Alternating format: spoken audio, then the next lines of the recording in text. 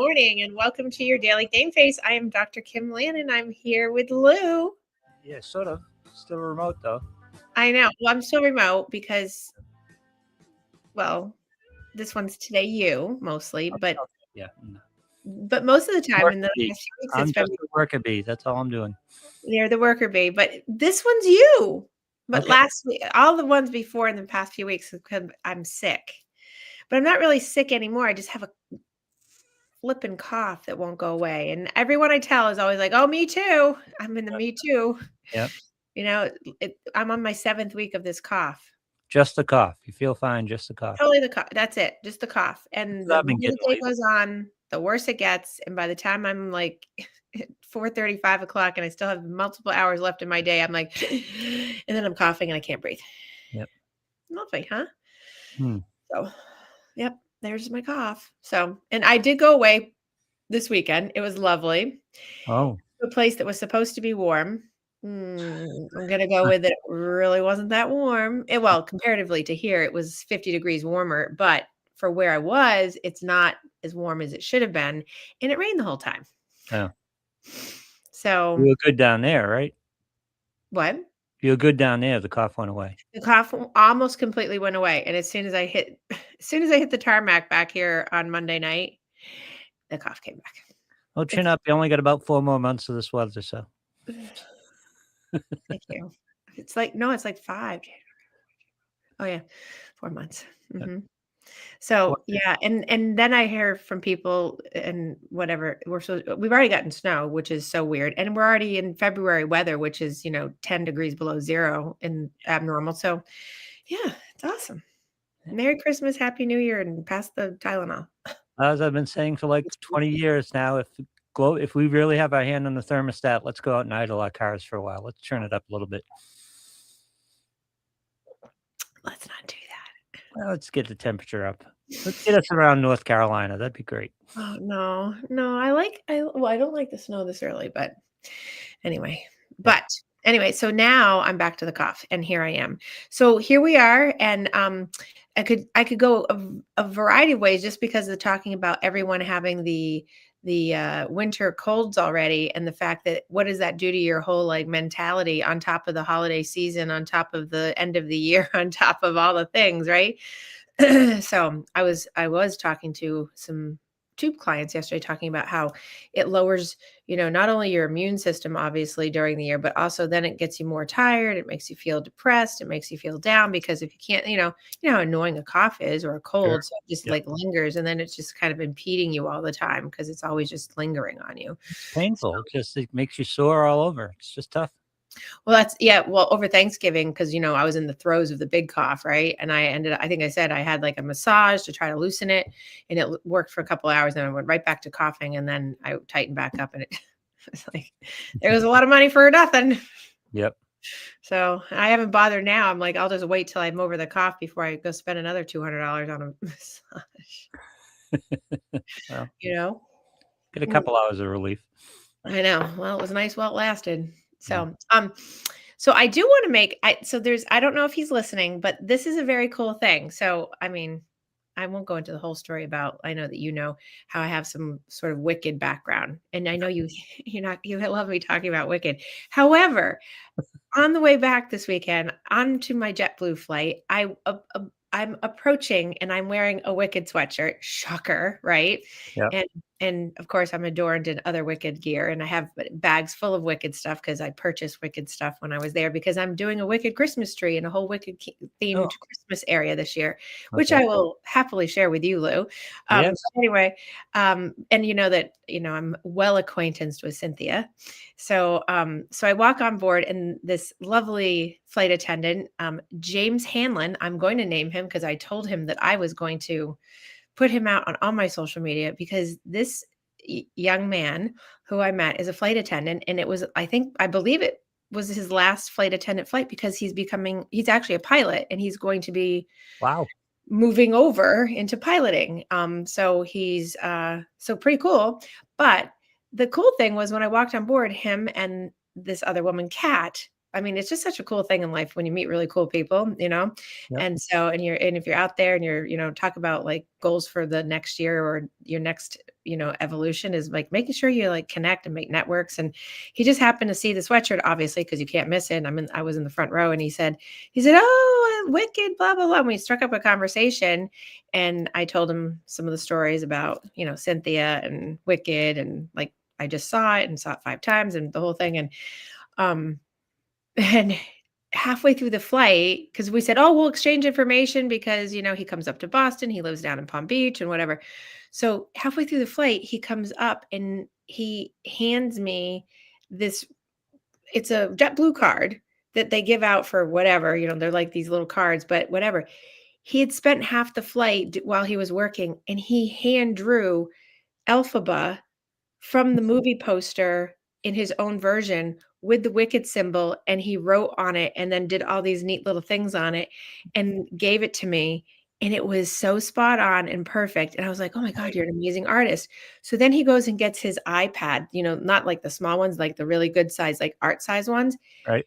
This man is a self-taught beautiful artist and I want to promote him. And I was like, because he's Disney, that kind of Disney quality. He does that kind of Right. sort of the way he draws and animates and flipping fabulous. I guess I'm doing flipping fabulous today.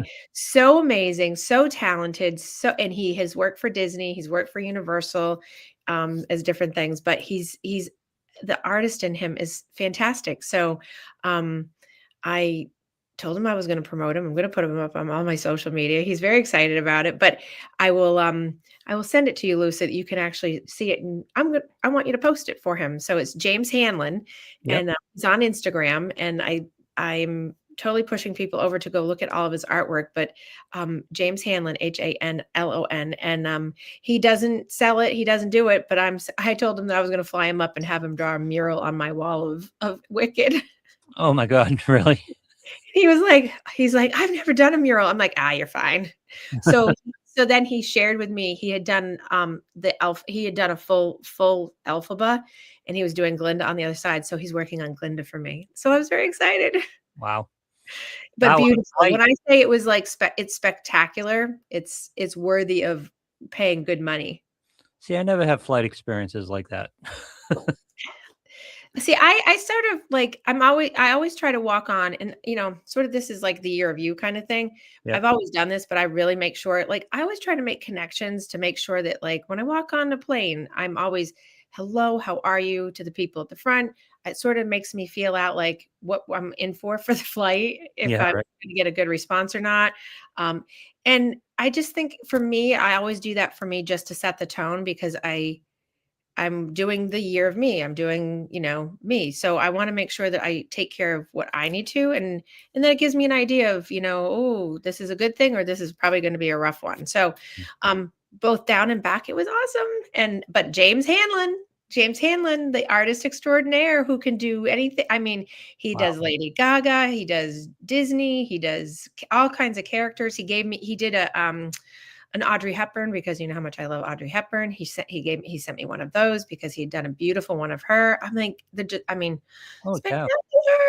So Nice. the one he did send me, I'm going to actually because it's so good quality though because of the way I'm going to because of the pixels, I'm going to canvas it up and post it up. Very nice. Very nice. Mhm. And the flight attendant going to become a pilot. How many times has that happened, do you think? I know. I was like, what? Yeah, Because I was exactly. like, oh, this is my last flight. I'm moving into being a pilot. And I was like, holy moly, I love it. So it was really good. So he's a lovely man. And Kat, his partner in crime on that flight was amazing. She just kind of stood by and watched because it was exhilarating um and he's just lovely. But yeah, he spent part of the flight, in his free moments going back and forth doing like this little sketch drawing, like full color drawing for me. Wow. It's beautiful. So it's all framed already, and it's in my little start of my Wicked room. It's all framed up and ready to go. It's really pretty. I love it. Should So, add it to the show. Show it on the show. I could. You want me to go get it? How long would it take? 2 seconds. It's like All right right. around the corner. Yeah. Hold on, everyone pause on that. Look at my beautiful tree behind me. Pause, look at the tree, look at the teddy bear, look at the Brady jersey. All I those like things, that. all those things behind me are all relevant to the things I do in my life. Yeah. So, okay, here we go. So this is what James Hanlon did. Look at that. Isn't that beautiful? Love it. He did like everything except for the jet blue and the words. He Yep. did. So the picture, the wicked, the wand, and the. Did you just thumbs up me? I didn't do that. I don't either, but anyway, so that's what James did, and it's spectacular. So, and then he wrote, "Hope you had a very wicked flight." Nice. It was really cute. So, James Hanlon, Instagram, go to see him, go look at his work. It's amazing. So I feel like that's a really cool thing around like Christmas time. Like, I'm looking for good spirit and good attitude, and No, and it's a great example of fishing for or shopping for good experiences and shopping right, for the good vibes, right? It's an yeah. important thing to do because as I was lamenting, I've never had a flight like that I can remember. Although I do have an interesting story, but basically, when we just do the flight, especially in the morning, we just go sit down and just kind of keep in our own bubble. But sometimes reaching out can help. Yes. I'm notorious for being social like that. If I don't want to be social, for sure, I definitely go into the bubble because I can read the room sort of thing. And I'm like, oh, I don't want to. But this one, I was like, oh, this is good. But Yep. yeah. And I just think it's important because, in the year of you and coming into the new year, which is going to be I've figured out what my new theme for 2026 will be for this show. Oh, here we go. It's going to be reset and recharge. Oh, I like it. Yeah. You like it? Yep. So we're getting ready to reset and recharge. Not starting fresh, not starting over. We're doing a reset and recharge just in case we need to reset. And if you don't, you're just doing a recharge. Yep. And then we'll evolve over the year. But right now, if you've set up your year of you, and now we're coming into that, we're going to do reset and recharge. I like it. I know, me too. So, but in the meantime, in the next hurried 2 weeks, which reminded me, because Thanksgiving was so tight this year on the end, and it kind of crunched everybody into Hanukkah and Christmas so fast. Christmas is 2 weeks from today, or Christmas Eve. I'm like, oh my God. I know, right? Right. And I'm like, oh, yeah. Don't even have anything done. That's awesome. Um, so this is like a crunch time, and I'm hearing that from a lot of people. People are under the pressure I talked about last week. But instead of talking about that, because I've already talked about that and sort of what to do and giving tips, I thought I would talk a little bit about like, okay, what are good goals towards the reset and recharge as we come towards the new year? I've talked about in previous years and previous shows that, people get into this whole like, we'll just start on January 1st. Yeah. I go away from that. That's not a good plan. But setting the good goals is really important. So the SMART goal, I think most people, if they haven't, then they should know about SMART goals, like specific, measurable, attainable, relevant, and timely, right? So that Yep. gives you the best framework for success. So whether you're trying to be organized, eating healthier, reducing your screen time, volunteering, getting work-life balance, personal development, whatever it is, you still have to sort of, even if you don't put it on paper, which I'm highly recommending people to do, is you have to do the SMART goal, SMART. So specific, measurable. So you have to be able to it's tangible, attainable, relevant, and timely. And so, and people start off great, but if you don't write it down, because people don't like writing things down sometimes, but Yep. we know psychologically that when we write things down, it makes us more accountable to ourselves. And when we share it with someone else that we trust, it makes us more accountable doubly because we've done it for ourselves, journaled it, and then given it to someone else like, hey, this is what I'm doing.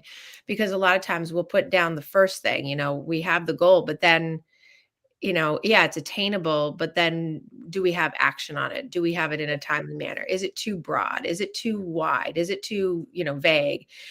So being able to really put it in that context. So keep SMART goal in mind. I don't have to really explain it. It seems pretty self-explanatory for people. I mean, I could do a whole show on that, but I don't think I need to.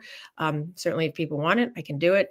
But I think one of the things that's come up a lot this year, because obviously finances for people, I don't talk a lot, except for I've been on Jeff Shank's show for his Talk Money, but talking about financial health in the new year and really talking about how people don't, kind of like sleep. I think financial health doesn't get enough airtime.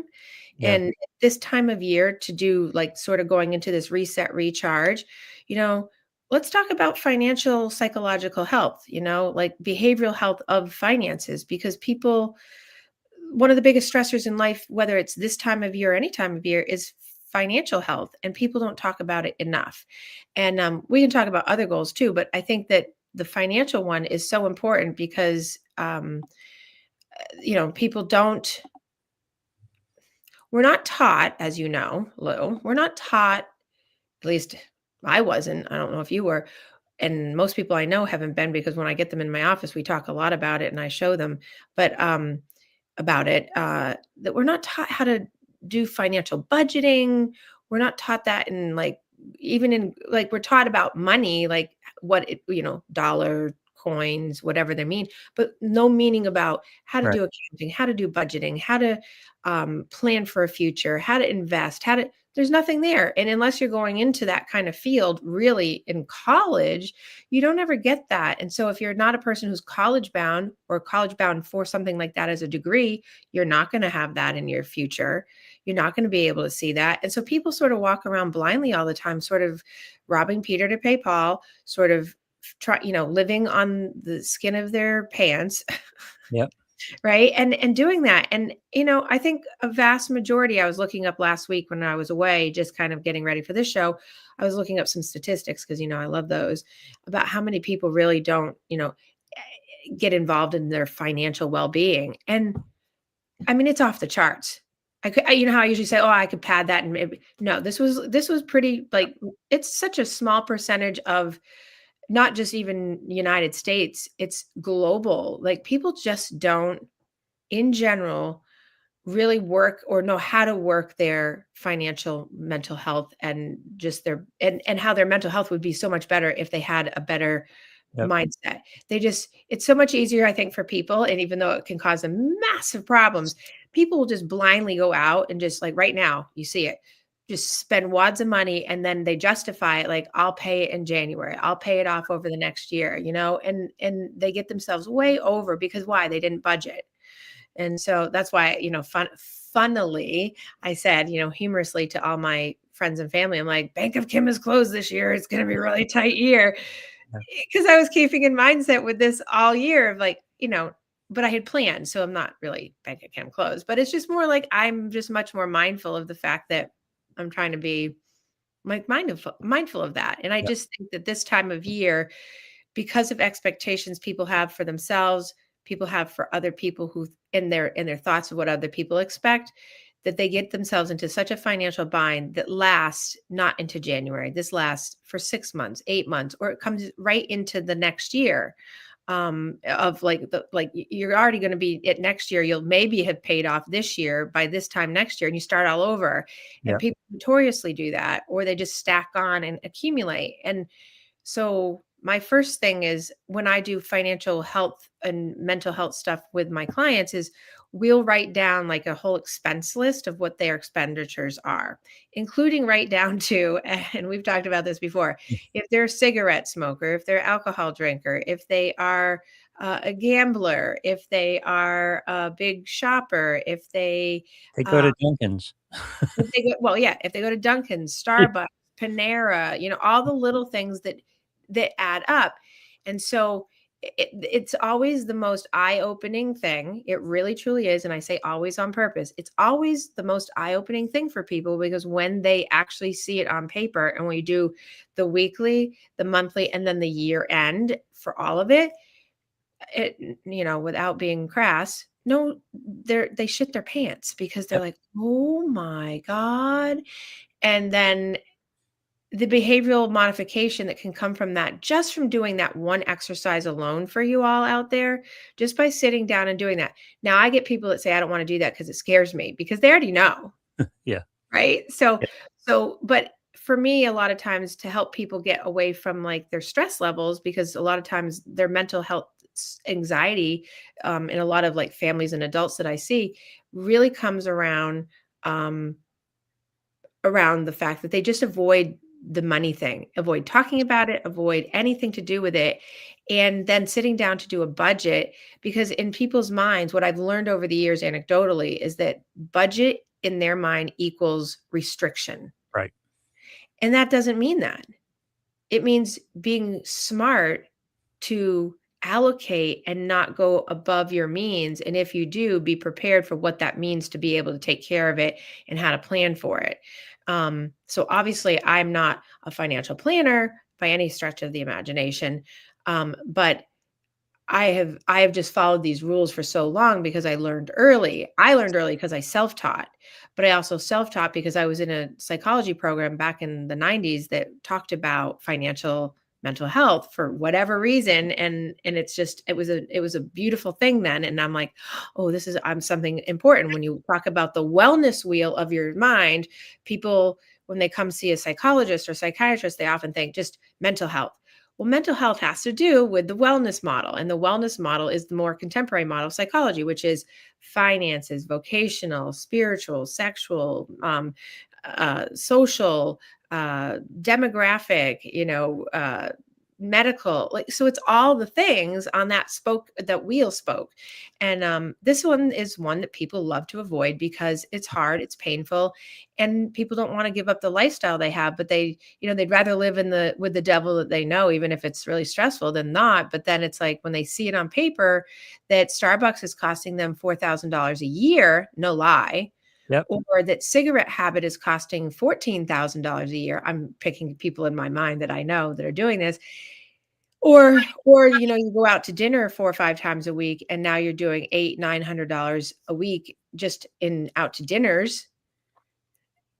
So for that example alone, if you're a person that goes out to dinner 4 or 5 times a week and you want to just cut it back, but not only cut it back, but if you cut it back in half, and so you're only going twice a week, the 2 or 3 other times you're going, if you're typically spending $100 a night, take the $100 out that you would have spent and put that in a savings or put that in your envelope. For some people, they're old school and they'll just put it in an envelope. So you forget that it's there, it's there, but you're still spending it, but you're now saving it so that at the end of the year, you're accumulated all of this, right? It's like the $10,000 box idea. Like if you keep putting $5, $1, $10, $20, it adds up.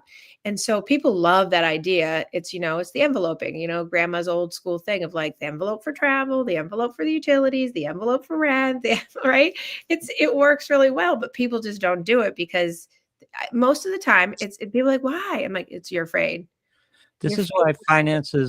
finances and weight loss are two such great areas to start your mental health journey because they're more quantifiable than most of the things you face in mental health. Yes. And it's the same techniques. It's baby steps. It's stacking wins. It's small goals, Mhm. smart goals, as you said, Yep. seeing gains. And what happens is you're so intimidated by it at the beginning, but once you start making those gains and once you start to see progress, you get motivated and you just keep digging in and you go further and further and further.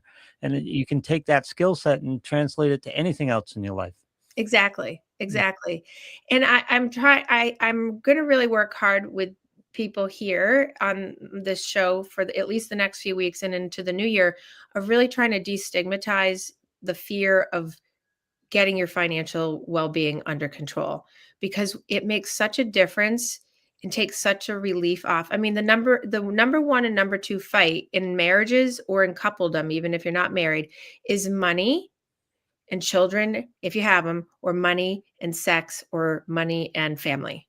Yep. But money's always in there. It's always there. Yep. Money is always in there. It's all, Such a source of stress if you're not on top of it.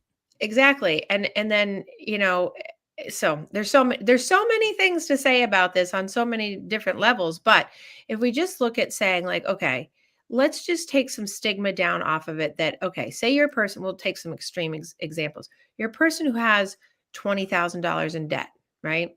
And it's credit card debt, right?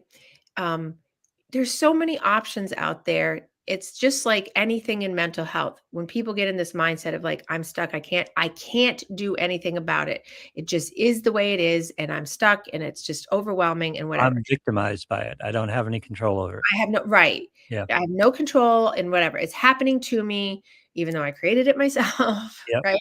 So you take that person with the $20,000 debt. You take them. First of all, I always advise people if they can find someone, because a lot of financial advisors will give free advice. So if if you can't do it yourself, like I do the base, excuse me, here it comes. Hmm. Obviously, I'm not a financial advisor, but I know enough psychologically of how to put yourself in the right mindset to get yourself in the right place to start. So, just creating like the basics, creating that expense list that you put out and just looking at it for real. Put it on an Excel sheet, write it down on paper, whatever's easiest for you. I'll do it with you. That's what I do with my clients, right? And then what we do is after that, a lot of them right after that, they get so relieved that it's out on paper because that was such an adverse experience that all Right. of a sudden that sort of releases them, and I don't really have to do much more because all of a sudden they're like, okay, I got it, I know what I'm supposed to do, and they can see it because all they do then is like Starbucks out, or they everything gets cut back, and that's kind of a basic quick fix in a lot of ways because then people spend the year doing that. But then I say, go to a financial advisor, get the free consult, let them, or get someone that, it is a cost sometimes, obviously, but if you can find someone that maybe you need to check in with once or twice a year that costs you maybe a couple $100, that's worth its weight in gold if you find someone good. Now, buyer beware. There's a lot of people out there that have no idea what they're doing. Or they're commission based. Yeah. Or they're commission based. So be careful of that because then you're right back into the same loop that you started with.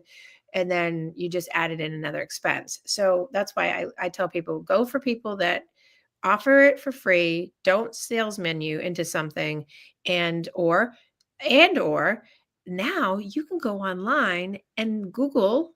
And I'm not a big Dr. Google thing, but in this case, there's so many free resources for people to do and create a budget based on the base expense sheet that I talk to people about to get your financial health in order.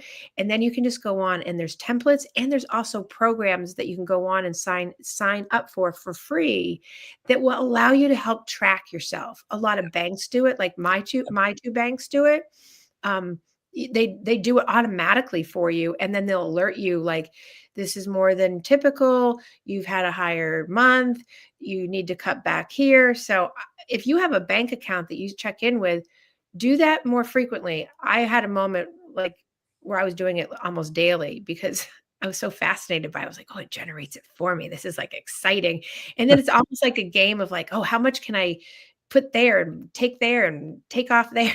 Yep. So if you're like me like that, it's like, oh, this is fun. But but you have to get past that averse feeling of bumping up against the wall of how scary your debt is. So going back to the $20,000 person, right, for instance, or the $50,000 person, it it's overwhelming to you, but there are ways to get out of it without having to go to those consolidators that charge you huge finance charges. There's ways to get around this to help you.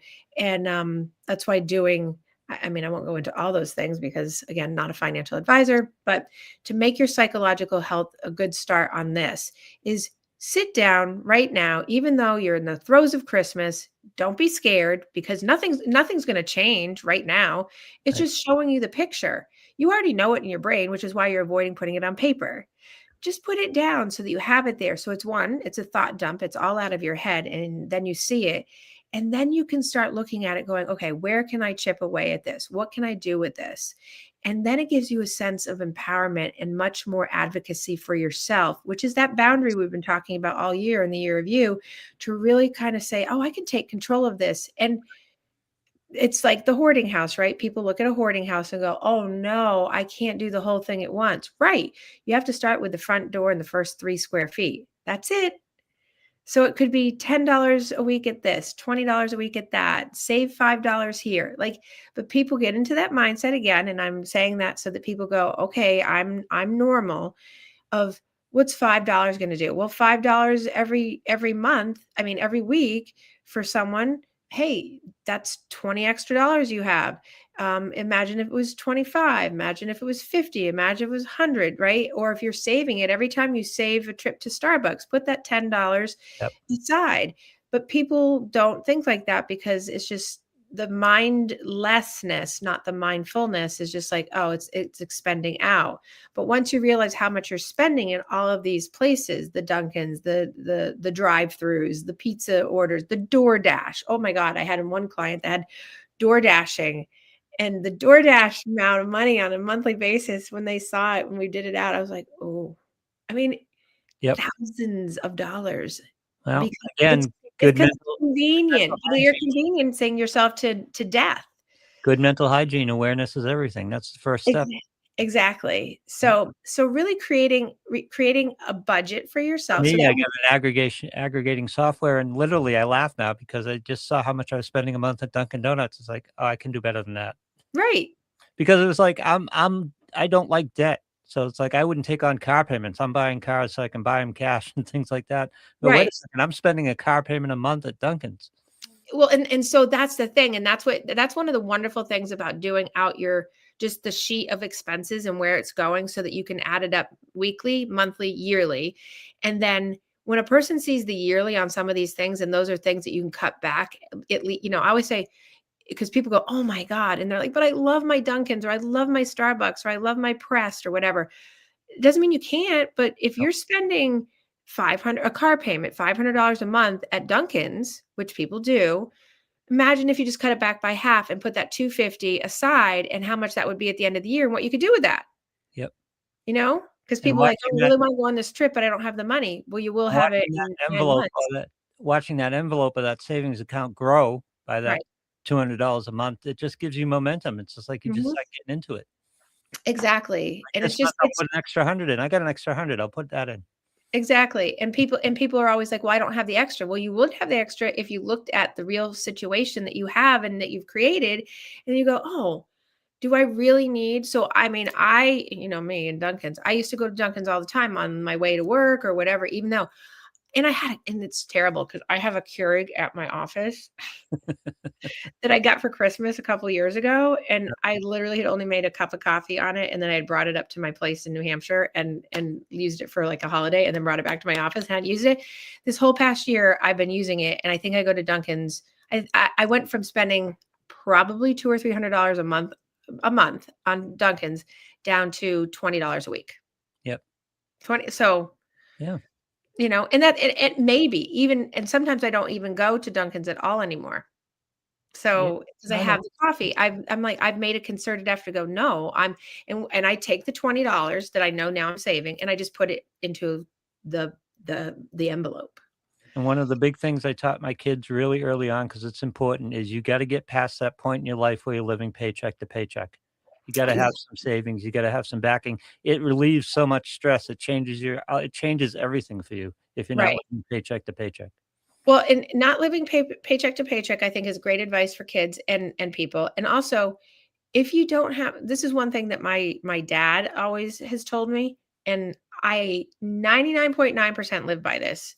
And the only reason why I don't is because it's just because if I use a credit card, I pay it right off. But it's always because I built, obviously I get points. I use my points. But cash only. If you don't have cash within the 30 days of purchasing something, or you don't think you're going to, Yep. it's out. As 'Cause you hard as you it, accumulate these huge credit card debts on stuff you can't even name, small right, stuff on day-to-day basis, and right, that's a big stressor too. Credit card debt is a huge stressor for people right, right. and And handicaps that's them quite a bit financially.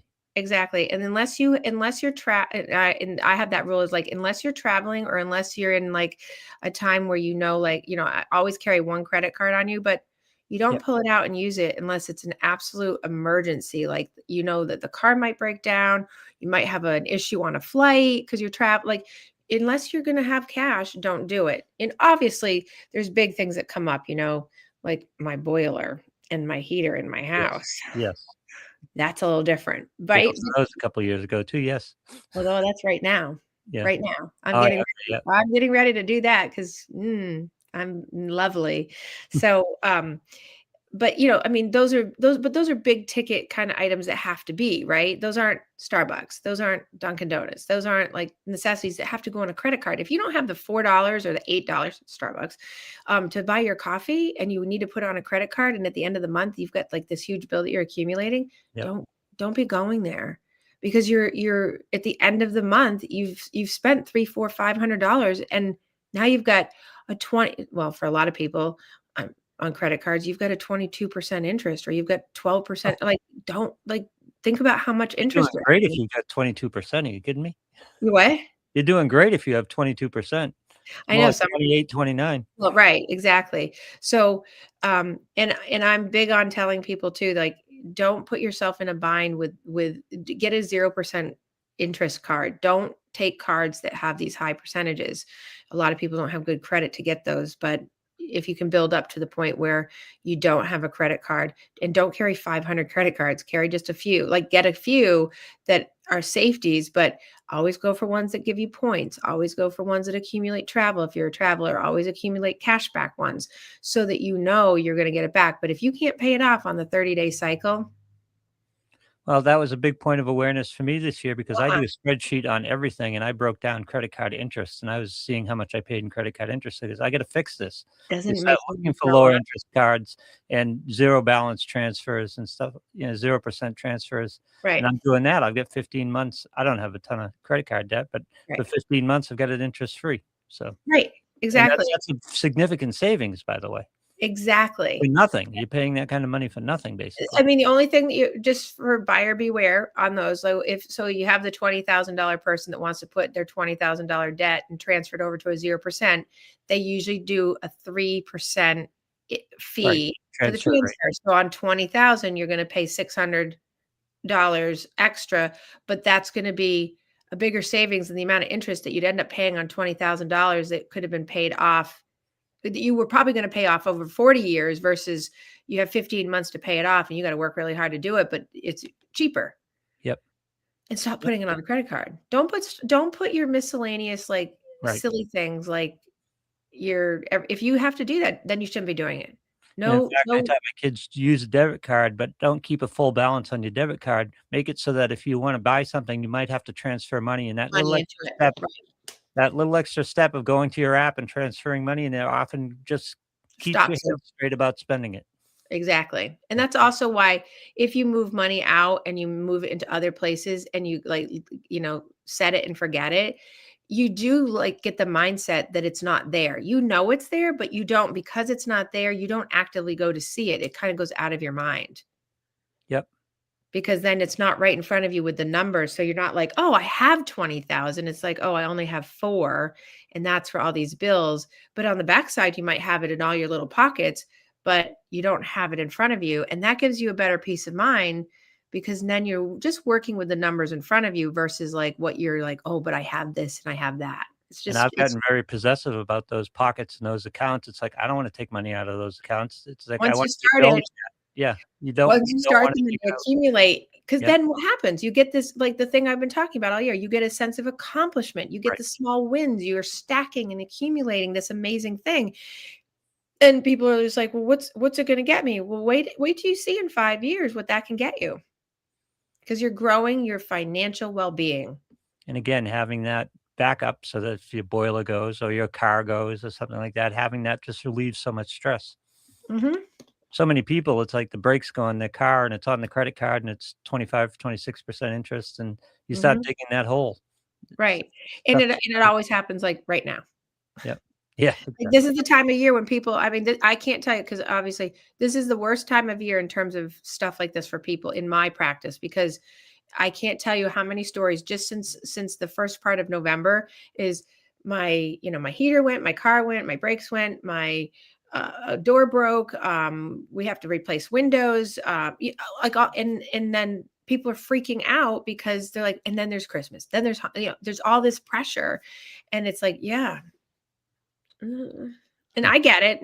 Not foreign to it. Been there. I had to learn my lessons, right? Yeah, we all did. I haven't Yeah. learned hard ones, but I have had to learn my lessons, but And I'm it's all tough in too favor of because this. credit card companies are putting credit cards in kids' pockets in college and Mhm. You're being indoctrinated into that spend and, pay later type of thing. And it just gets you in so much trouble. So many kids are in so much debt by the time they're getting out of college or just out of college or, even before a marriage or anything like that. And it's just Yeah, and tough hole to dig and out.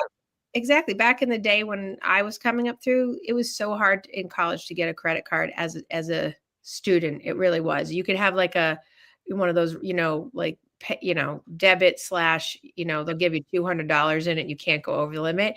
My lovely niece in her first year of college right now in Rhode Island has asked for Christmas for all of us to pay off her card debt. We all laughed at her because she ran up a credit card debt, and I did and she's like, God love her, she's probably listening, but I was like, "Girl, no, yeah, it's you, because she's, you know, door So dashing you get the and debt and they say, I'm going to pay it off in the first month. And they do for a while and then it just starts and that and accumulating. that's what happened in September. I warned her. I warned her. I warned her. I warned her. And when I saw her at Thanksgiving, I said, "So what do you want for Christmas?" She goes, "Can you pay off my credit card debt?" And I burst out laughing.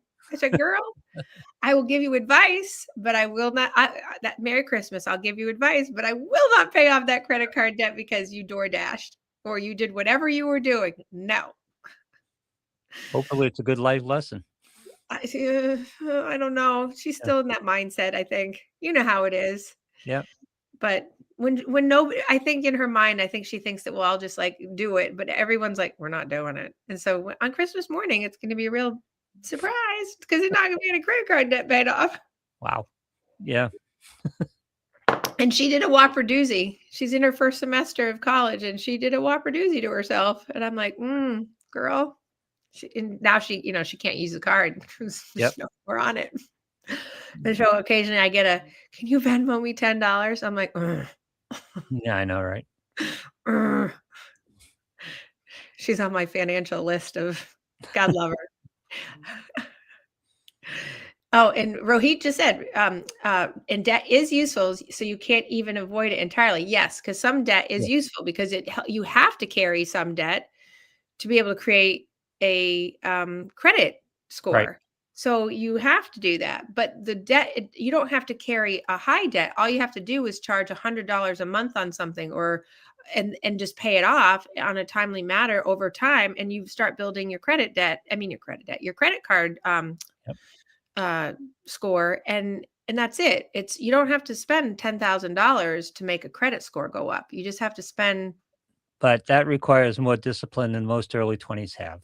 Yes, it Yeah. does. Yes, but this is a good life lesson, and I know I have a lot of young listeners, so if you're Yeah. out there in your late teens, early 20s and 30s, I mean, by 30, hopefully you got it, By the but way, I say that having gone through that course myself. So me too. I'm not, Yeah. I'm not shooting arrows at anybody because Oh, me too. Oh, I it's, have stories from yeah. college of I have stories. But I hopefully what you do is you try to give those lessons, you try to paint those pictures and give those lessons earlier than you had them. That's Yes, the whole goal. yes. And also, I mean, totally a story for another time, not a story, but another part of this, for going into, the reset recharge for financial well-being is like, be careful of the partners you pick also, because sometimes partners you pick are not financially savvy if you are, and they can drain you. They can be soul suckers of your money and be very moochy. Oh, God, yeah. That's a whole nother topic, Yep. but it's not really, because sometimes that your mindset can be one way and theirs can be another, and that can get you stuck. Yep. So a whole nother piece of that. And because we're on a time crunch today, because I have a show coming in behind me with Lou, that's going to probably be close to the end of my show today. Oh, But don't worry, next week we're going to be on earlier next week because it is the holiday season and my schedule is very tight. So look for us to go live next week around 9:15 a.m. until about 10. So we will be starting early, but if you miss it, don't worry. You'll be able to catch it on all your favorite podcast channels. and you The can watch it on demand right here. And you can watch it on demand right here. The only other thing I'm going to start by ending with today is that I have to do my promo to start. So guess what? I'm running the Boston Marathon for the 12th year in a row, very proudly. And of course, I do it for the New England Patriots Foundation. I do it for them because they give back $250,000 every year at the Myra Craft VIP event, and we give it to 25 recipients. There's usually 300 applicants that come from all over New England with their charities. They're all nonprofits that all do amazing work. They're different every year. I have amazing stories, like just phenomenal things that people are out there doing for people. And the money that I've raised in the past years that I've worked for them, I think I'll hit over $100,000 I've raised for them just in the past 7 years with them. And it's all because people are helping me. I have to raise 12,500 as the minimum this year because I raised the highest amount in the past few years. So they set the minimum to meet my level. So I'm so happy, but I'm so because it's a lot of work. So. Yep. But anyway, so my link is out there for this year. I'm sure Lou will find it. But if you want, I'm going to be doing some probably some giveaways. I will probably be doing Super Bowl squares. But if you do give $100 or more, it will go towards those things. And I'm also looking for corporate sponsors because I do have to raise a ton of money, and corporate sponsorships will come with other perks that I will give. So if people are interested, but I have to get on it and get ready because I really need to start training without having to raise money, and they're hard to do together. So $100 or more, you get anything, but 250 gets you a little bit more, 500 gets you a little bit more, 1,000 gets you more perks for that, and more to come on that. But please go to my link. I can tell you what the link is before you put it up. It's giveandgain.com, and you look for Kim Lannon and New England Patriots Foundation for 2025. And that will bring you to my page. But hopefully, Lou, you can find it, or I can send you the link and we can pop it up. But I need to start on Gameface. Is it on Gameface? Okay. It is not. Right. It's not right now. No, I haven't put it up. I've been very behind because I've been sick. I usually start this in November on the 1st, but I didn't. So now I'm a little behind. So, okay, a little bag right off the top. So I technically only need 120 of my friends or 120 of my listeners to give me $100 to get me to the level. That would be great if people would do it. Please help me. And when I start all my giveaways and all those things, you'll be entered into them. And if I do the squares, which I'm probably going to do, you'll be entered on the $100 square. And there'll be payouts off of that, for doing that for the charity. So, but don't worry, you're going to give to charity, but I always give back to you too. So I just want to put it out there because I have to start this. So now you're going to hear this for the next 4 months. And So hopefully it'll be done. I always try to get it done by the end of January. And then the past few years I've been done. But hey, if everybody today, 120 of you can give me $100, let's do it. Let's do it. It helps me run. And it helps me help a lot of people.